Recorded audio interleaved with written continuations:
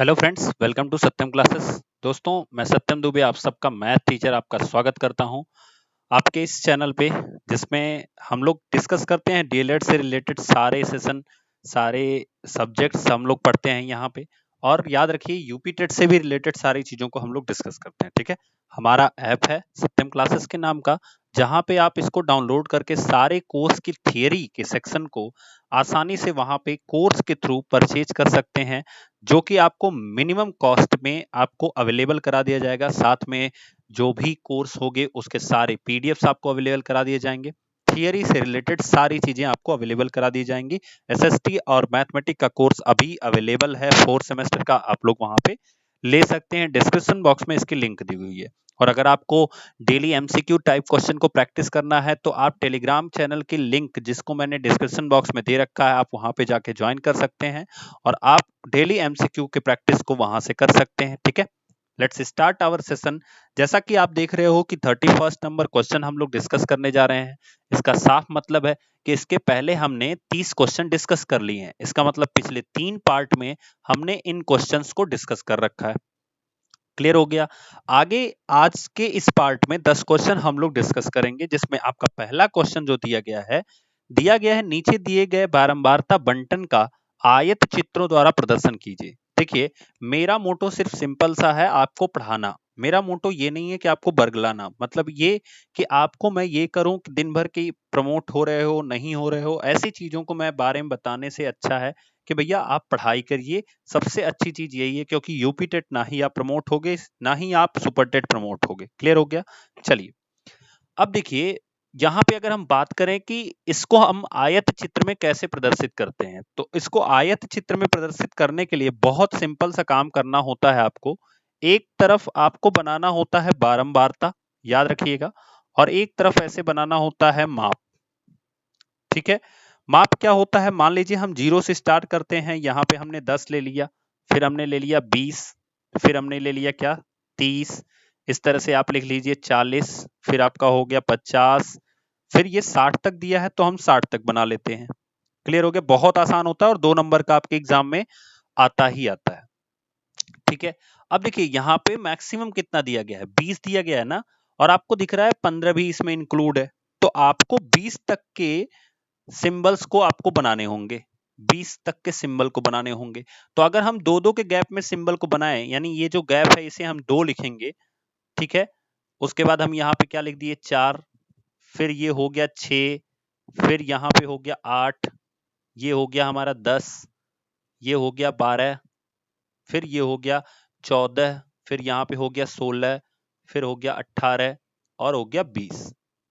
ठीक है, हमने दो दो का गैप इसलिए लिया है क्योंकि जब हमें 15 करना होगा तो हम 14 के जस्ट ऊपर एक पॉइंट पे आएंगे और वहां पे हमारा 15 इंक्लूड हो जाएगा। अब सवाल आता है ये बनेगा कैसे। देखो, बहुत आसान है, इसको ऐसे बना देना है, आपको नंबर मिल जाने वाला है। इसीलिए इस क्वेश्चंस को आप कभी भी एग्जाम में मत छोड़िएगा। ठीक है, और अगर आपको इसकी पीडीएफ चाहिए तो आपको सिंपल सा सत्यम क्लासेस ऐप को डाउनलोड करना है। वहां पे इसकी PDF without any cost, free of cost available है, आप वहां पे जाके डाउनलोड कर सकते हैं। ठीक है, चलिए 0 to 10, 0 to 10 कितनी बारंबारता है, 2 है। तो हमारा जो चित्र बनेगा वो कुछ इस तरह से बनेगा। ये हो गया 0 to 10 का, ये आयत बन गया। देखो, आप देखो, इस पॉइंट से लेकर के 0 तक हम आएंगे तो एक आयत, 2 से 0 तक एक हो गया, फिर 10 से यहां तक जो एक आपको एक रेक्टेंगल दिख रहा होगा इसके अंदर। ठीक है, 10 से 20 तक कहां तक की बारंबारता, 8 तक की, यानी यहां तक जाना पड़ेगा। तो हम 10 से चलेंगे और हमें 8 तक जाना है और फिर घूम के कहां पे आना है, 20 पे आना है। तो इस तरह से हमारा एक चित्र ये बन गया आयत का। इसी तरह से 20 से 30 तक जो बारंबारता है वो कितनी है, तो 15 तक, 15 की है। तो हम 15 तक जाएंगे, देखिएगा ध्यान से, 15 तक जाएंगे और फिर घूम के हम कहां पे आएंगे, 30 तक आएंगे। इस तरह से हमें बनाना होता है, बहुत आसान होता है। ये आप सीख लोगे, आपका एक नंबर फिक्स हो जाएगा। देखिए, फिर 30 से 40 तक का जो बारंबारता है वो 20 तक जाना है। तो हम 30 से चलेंगे कहां तक, यहां तक, 20 तक गए बारंबारता के सेक्शन में, और यहां पे हम नीचे आ गए 40 के पास। चूंकि बारंबारता हमने किधर लिखी है, हमने बारंबारता इधर लिखी है। देखिए, बारंबारता जो है वो इस साइड में लिखी है हमने। क्लियर हो गया। और जो माप है वो हमने नीचे लिखी है। माप जो है वो हमने कैसे लिखी है, नीचे लिखी है। तो अब 40 से, देखिए 20 तक हो गया, 40 से 50 हमें 16 तक रहना है।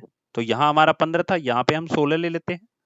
तो ये हो गया 16 40 से 50 तक का। ठीक है, फिर हमें 50 से 60 कहाँ पे रहना है, 6 पे रहना है। तो इस लाइन में हमारा कुछ 6 आएगा, यानी यहां से हम स्टार्ट करेंगे तो ये हो जाएगा हमारा 6 का। तो बस यही है आपको बनाना, और आप इसको बनाओगे आपका नंबर अपने आप मिल जाएगा। सिंपल सा काम करना है, इसमें कुछ करना है ही नहीं। क्लियर हो गया सबको? आई थिंक आप सब लोगों को ये समझ में आ गया होगा कैसे बनाते हैं। और यहां से आपको हर साल 2 नंबर का क्वेश्चन आता ही आता है। ठीक है, नेक्स्ट क्वेश्चन पे मूव करते हैं। वह बड़ी से बड़ी संख्या जिससे 133 और 78 को विभाजित करने पर शेष 3 बचे। याद रखिए, जब हम 133 और 78 को विभाजित कर रहे हैं, इसका मतलब क्या हुआ कि इन दोनों में भाग देने के बाद 3 शेष बचे। इसका मतलब क्या हुआ, ध्यान से समझिएगा। अगर मैं कहूं, थोड़ी देर के लिए समझिए, अगर मैं कहूं कि आप 10 में किसी संख्या से भाग दीजिए कि आपके पास एक शेष बचे, 10 में किसी संख्या से भाग दीजिए कि आपके पास एक शेष बचे, तो आप कहोगे सर 3 से भाग दे लो, 3 त्रिका कितना हो गया 9। ठीक है, और एक हमारे पास शेष बच जाएगा। तो इसका मतलब क्या हो गया कि क्यों ना हम वो संख्या प्राप्त करने के लिए ये जो शेष बच रहा है इसी को घटा दें। जैसे मैंने सवाल में क्या कहा था, 10 में आप किसी संख्या से भाग दो और आपके पास एक बच जाए, तो आप क्या करो, पहले एक घटा ही दो, तो कितना हो गया 9। अब 9 में किसी संख्या से भाग दे दो कि पूरी पूरी कट जाए, तो सिंपल सा आंसर हो गया 3। तो यही तरीका हम यहाँ पे करेंगे कि लिखा गया है 133 और 78 में भाग देने पर 3 शेष बचे, तो हम क्या करेंगे, इसमें से 3 घटा देंगे और इसमें से भी 3 को क्या कर देंगे, घटा देंगे। तो यहाँ पे बचेगा 130 और ये बचेगा 75, और इन दोनों का हम क्या का निकाल लेंगे, मौसा निकालेंगे, क्योंकि हमसे पूछा गया है बड़ी से बड़ी संख्या, इसलिए हम यहाँ पे क्या निकाल देंगे, मौसा निकालेंगे। ठीक है, तो देखिए, जब हम 3 इसमें से घटा देंगे, 3 शेष बचे, तो इसमें से पहला काम हम क्या करेंगे कि 133 माइनस 3 इज इक्वल्स टू 130, तथा 78 minus 3, 78 minus 3 is equals to 75।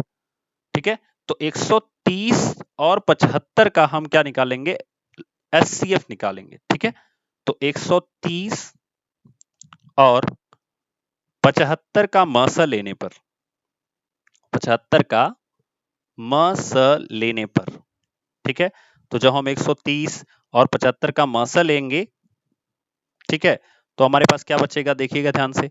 जब हम 130 और 75 का मस लेंगे दोस्तों, तो हमारे पास क्या बचेगा, कैसे निकालते हैं, तो मस हम निकालते हैं 75 से 130 में हम भाग देंगे। तो देखिए 75 दूना तो 150 होता है। ठीक है, लेकिन हमें एक बार में जाएगा, तो यहाँ पे हम 75 लिख लेंगे।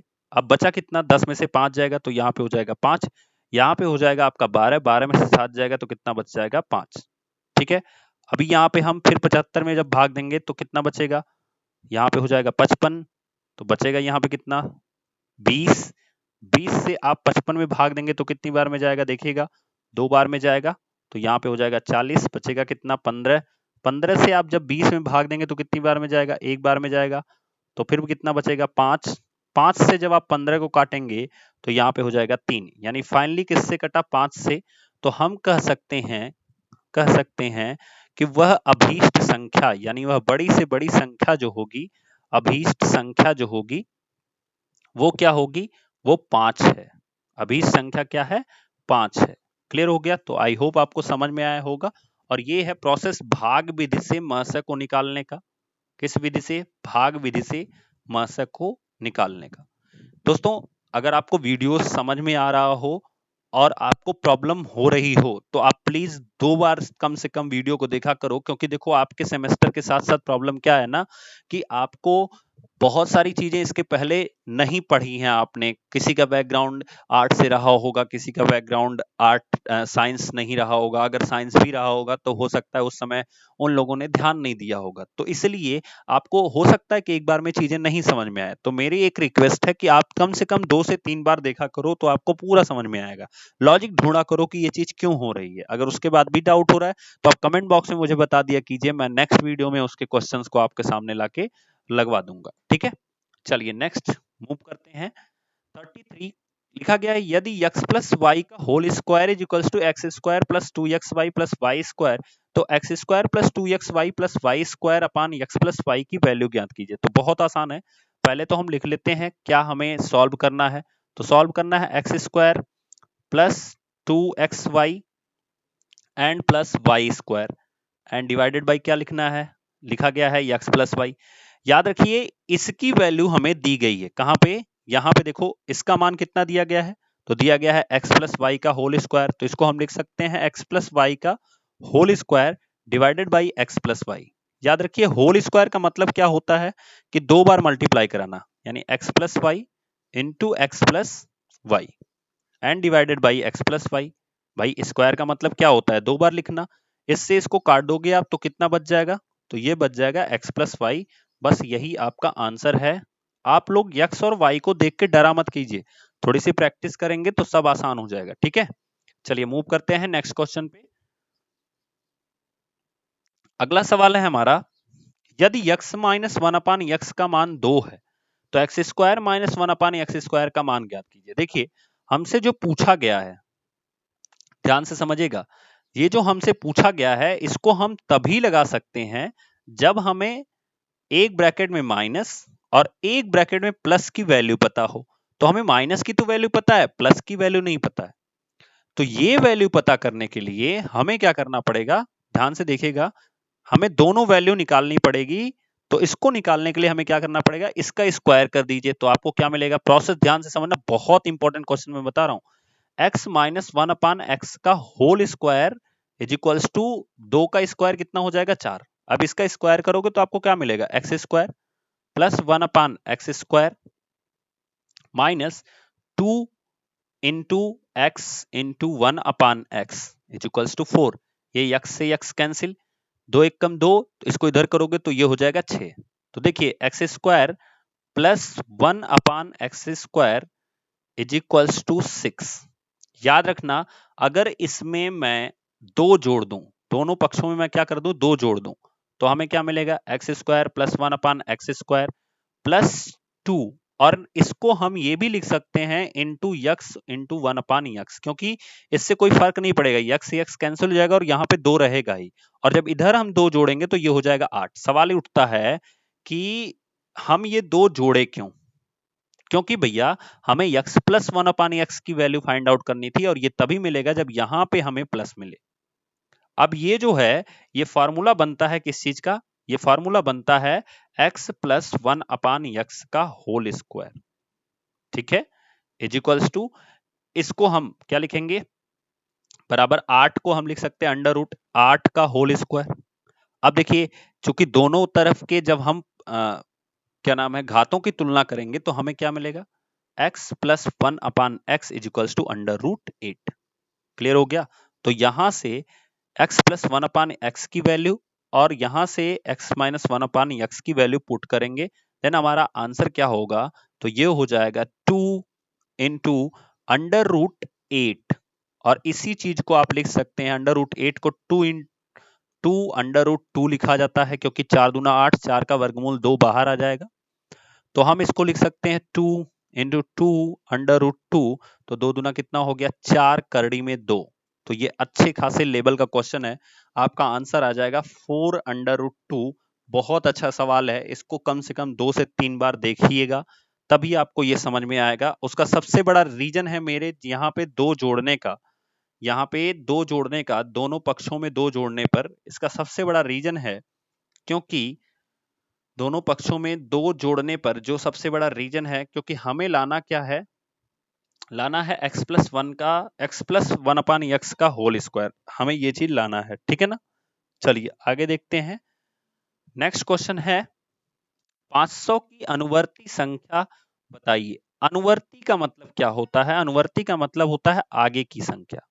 ठीक है ना, देखिए अगर आपको पूर्ववर्ती पूछता है, बहुत ध्यान से समझिएगा, पूर्ववर्ती पूछता है तो इसका मतलब होता है संख्या में से एक घटा देना, संख्या में से एक घटा देना, इसका मतलब होता है। बस यही आपको याद रखना है।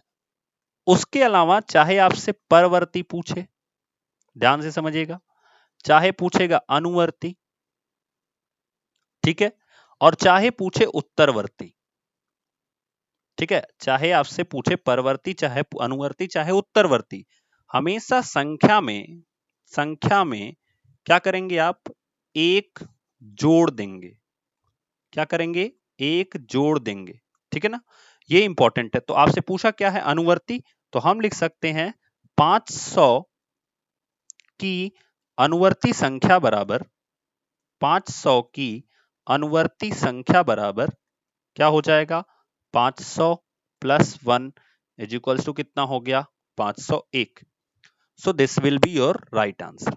दोस्तों, अगर आप लोगों ने अभी तक ऐप इंस्टॉल नहीं किया है तो प्लीज डिस्क्रिप्शन बॉक्स में जाकर के उसको इंस्टॉल कर लीजिए, एंड टाइम टू टाइम उसके नोटिफिकेशन को पाने के लिए टेलीग्राम चैनल की जो लिंक है उसको डाउनलोड कर लीजिए, एंड पिछले वीडियोज को देखने के लिए आपको सेकंड सेमेस्टर एमसीक्यू मैथ की एक प्लेलिस्ट मिलेगी, उसमें जाइए तो आपको पिछले सारे जो क्वेश्चन, जो प्रीवियस क्वेश्चन कराए गए हैं वो आपको मिल जाएंगे, ठीक है।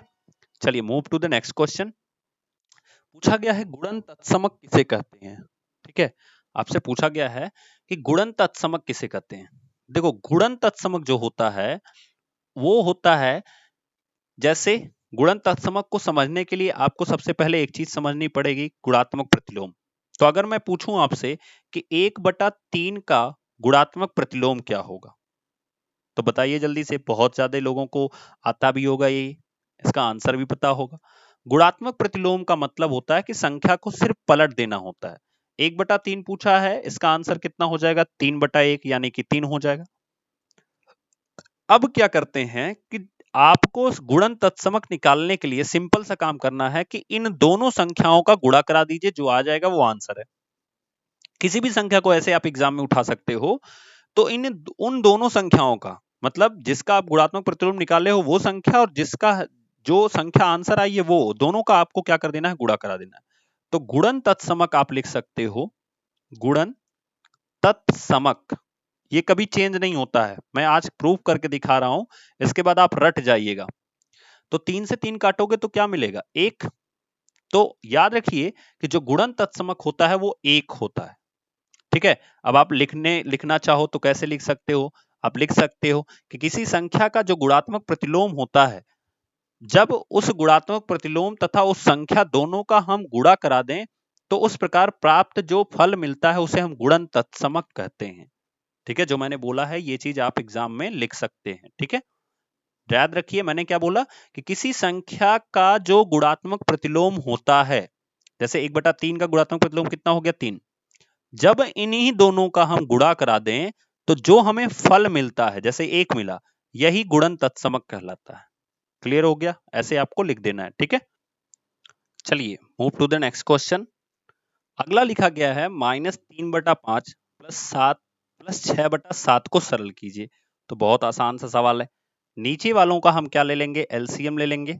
तो 7 और 5 का एलसीएम हो जाता है 35। ध्यान से यहां से समझिएगा, 5 से फिर आपको इस 35 में डिवाइड करना होता है। मैं क्या बोल रहा हूं, 5 से इस 35 में डिवाइड करना होता है। तो जब आप 5 से भाग देंगे तो बचेगा 7, जो आएगा उसको 5 के ही अंश में, तो 5 का अंश कितना है, -3। मैं क्या बोल रहा हूं, 5 से आप भाग कीजिएगा, 7 आया, 7 का गुणा हम -3 में करेंगे, यानी कि 5 के ही अंश में करेंगे।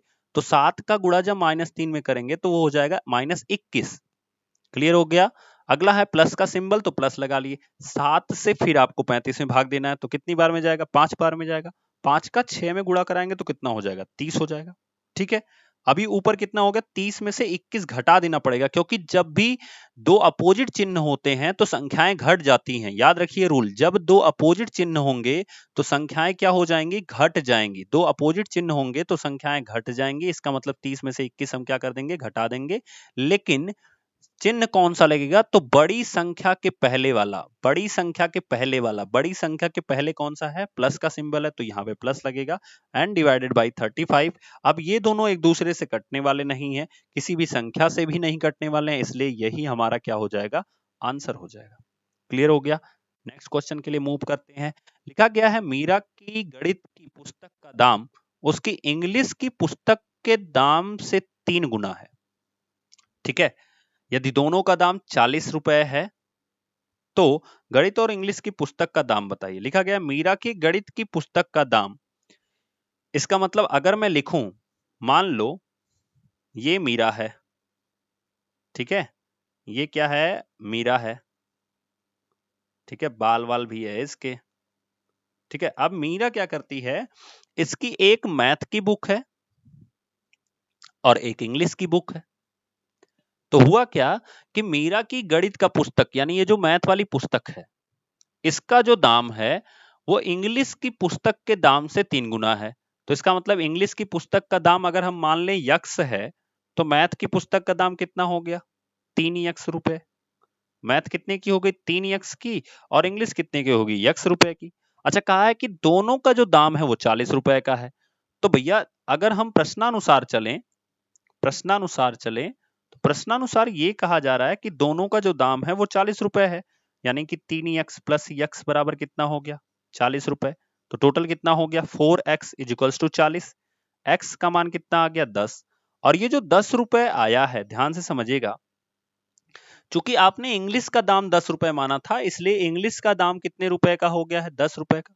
और जो गणित का दाम हो गया वो कितने रुपए की हो गई, वो 30 रुपए की होगी। तो एग्जाम में आपको लिख के आना है कि गणित का दाम 30 रुपए और इंग्लिश का दाम कितना, 10 रुपए होगा।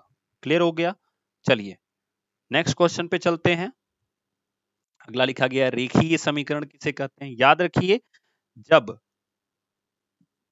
रेखीय समीकरण क्या होता है, ऐसा समीकरण, ऐसा चर राशियों का समीकरण, चर राशियों का समीकरण जिसकी घात 1 हो। जैसे मैं आपको बताता हूं, जैसे आप लोग जब लीनियर इक्वेशन पढ़ोगे ना, कभी 9th के क्लास में कभी पढ़े होगे या नहीं भी पढ़े होगे, तो वहां पे एक इक्वेशन दिया जाता है, बहुत फेमस सा रेखीय समीकरण दिया जाता है, उसे लिखते हैं y is equals to m x plus c. अब देखिए यहाँ पे जो y है इसकी भी घात 1 है, जो यक्स है इसकी भी घात 1 है। वहां पे यम का मतलब होता है प्रवणता, प्रवणता का मतलब होता है झुकाव, प्रवणता का मतलब क्या होता है, झुकाव, ठीक है। तो वो रेखा का झुकाव बताता है। एंड सी जो है वो है कांस्टेंट, नियतांक बोलते हैं, कांस्टेंट है, यानी एक ये कोई संख्या होगा, ये क्या होगा, कोई संख्या होगा। सो इसलिए हमने क्या कहा कि जब कोई भी, जैसे एक और इक्वेशन मैं आपको बताता हूं, ये तो पहला एग्जांपल है, दूसरा मैं एक और देता हूं। मान लीजिए मैंने लिखा x plus y is equals to 5, तो ये है एक रेखीय समीकरण, ठीक है, ये है क्या, रेखीय समीकरण। लेकिन अगर मैं एग्जांपल दे दूं कि x square plus y plus 2x is equals to 5, ये रेखीय समीकरण नहीं है, क्योंकि यहाँ पे जो चर राशि की घात है वो 2 हो गई है, और घात कितनी होनी चाहिए, 1 होनी चाहिए। यही चीज आपको ध्यान रखना है। क्लियर हो गया, इसे ही रेखीय समीकरण कहते हैं, ठीक है। नेक्स्ट क्वेश्चन लिखा गया है, किसी वर्गाकार मैदान की लंबाई 28 मीटर है, यदि मैदान के अंदर चारों भुजाओं के साथ 2 मीटर चौड़ा रास्ता है। अब याद रखिए, मान लीजिए कोई वर्गाकार मैदान है और उसकी लंबाई कितनी है, 28 मीटर की है। इस तरह से कोई वर्गाकार मैदान है, पहले हम ये बना लेते हैं। देखो ऐसे सवाल को चित्र नहीं बनाओगे तो आपसे लगेगा ही नहीं। तो ये हो गया। अच्छा, ये लेंथ सारी की सारी कितनी की है, 28 की है, तो ये चारों तरफ 28 की लेंथ हो गई, ठीक है। चारों तरफ कितने की लेंथ हो गई, 28 की। कहा है यदि मैदान के अंदर चारों भुजाओं के साथ, तो चारों भुजाओं के साथ 2 मीटर चौड़ा रास्ता है। ध्यान से समझिएगा, ये 2 मीटर चौड़ा रास्ता है। ये जो रास्ता है ये 2 मीटर का चौड़ा है। इसकी चौड़ाई जो है वो कितने की है, 2 मीटर की है। ऐसे चारों तरफ इसके रास्ता है मैदान के, ठीक है। अब जब इसकी चौड़ाई 2 मीटर की है, तो आपसे पूछा है ये जो बीच का एरिया बाकी है, तो उसका नाम हम कुछ और रख लेते हैं। देखिए ये जो बीच का एरिया बाकी है इसको हम लिख लेते हैं ई, एफ, जी और एच। इसी का मान आपसे पूछा है।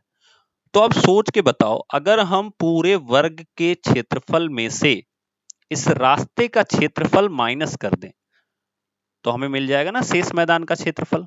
मैं क्या बता रहा हूं कि अगर हम पूरे ABCD में से रास्ते का क्षेत्रफल क्या कर दें, माइनस कर दें, तो हमें EFGH का क्षेत्रफल मिल जाएगा। तो हम लिख सकते हैं EFGH का क्षेत्रफल बराबर ABCD का क्षेत्रफल, ABCD का क्षेत्रफल माइनस रास्ते का क्षेत्रफल, रास्ते का क्षेत्रफल। ठीक है, तो इस फॉर्मूले पे हमें लगाना होगा। अब सवाल उठता है कि सर रास्ते का क्षेत्रफल हम बताएंगे कैसे? सबसे बड़ा सवाल तो ये। तो रास्ते का क्षेत्रफल आपको बताने के लिए थोड़ा सा दिमाग लगाना होगा। मैं बताता हूं आपको क्या करना है, ध्यान से समझिएगा।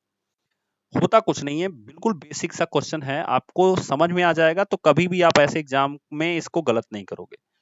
देखो ये आपको पता है 28 का है, तो ये हो गया ABCD। आपको पता है सबकी भुजा 28 सेंटीमीटर या मीटर जो भी है वो 28 की है।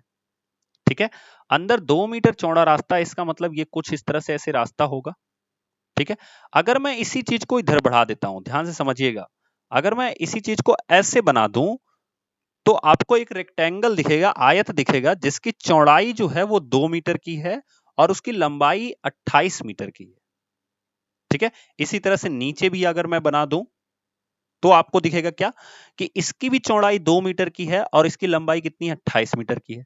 तो यहां से ये वाले पार्ट का क्षेत्रफल कितना, 56, इधर वाले पार्ट का भी क्षेत्रफल कितना, 56। अब सवाल उठता है कि सर ये जो भाग बचा है ये इसका एरिया हम कैसे पता करेंगे? बिल्कुल सही बात है, तो चौड़ाई तो इसकी भी पता है ना 2 मीटर की, हमें इसकी लंबाई पता करनी है। तो सोच के देखो, ये जो सेक्शन है ये 28 मीटर का है B से C तक। ध्यान से सुनिएगा, B से C तक 28 मीटर का है। 2 मीटर यहां से माइनस है तभी तो हम यहां पे पहुंचे हैं, 2 मीटर यहां से माइनस है तभी यहां पे पहुंचे हैं, और 2 मीटर इधर से भी माइनस है तब यहां पे पहुंचे हैं। तो कुल 28 में से कितना निकाल दिया गया, 4 मीटर, 2 इधर से 2 इधर से, तभी तो ये जो एरिया है वो 24 का ही तो हुआ। तो 24 गुना कितना होगा, 48। तो 48 इधर हुई तो 48 इधर भी।